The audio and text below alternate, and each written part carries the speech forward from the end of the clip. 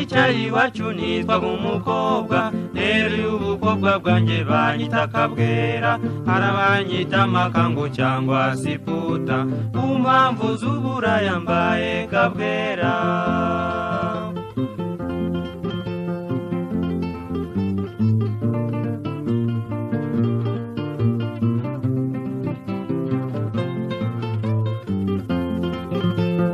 Amajoro sinyatinya mbaye Kabwera utubari sindutangwa mbaye Kabwera imifuka sinyitinya mbaye Kabwera uzangendere kure mbaye Kabwera.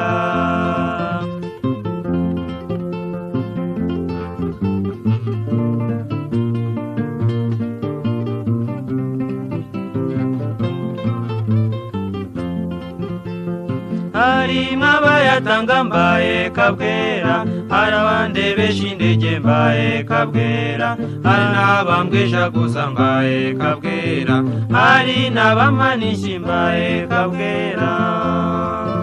Baranuka ngaseka bahamagara nkaza dore nta makara ntafu mbuze umuboyi wa veni.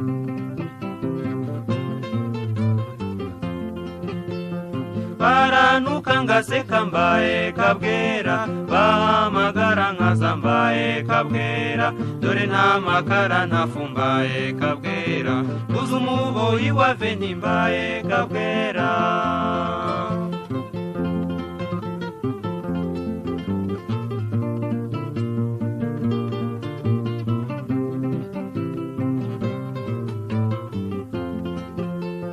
Imigisi nyitangwa mbaye Kabwera kuwa gatani Butare mbaye Kabwera mu gitondo ni Kigali mbaye Kabwera ku cyumweru ku Gisenyi mbaye Kabwera.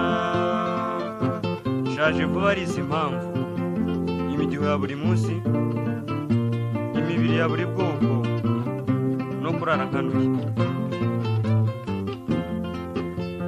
Shaje vuba ari impamvu mbaye Kabwera imidiho ya buri munsi mbaye Kabwera imibiri ya buri bwoko mbaye Kabwera no kurara nkanuye mbaye Kabwera.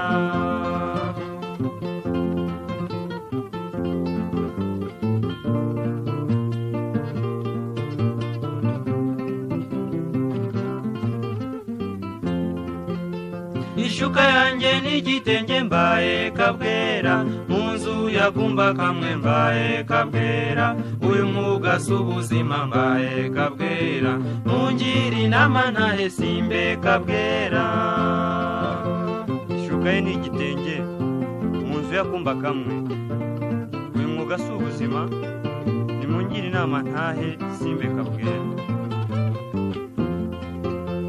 Ishuka yanjye n'igitenge mbaye Kabwera mu nzu yakumba kamwe mbaye Kabwera uyu mwuga si ubuzima mbaye Kabwera mungira inama ntahe simbe Kabwera.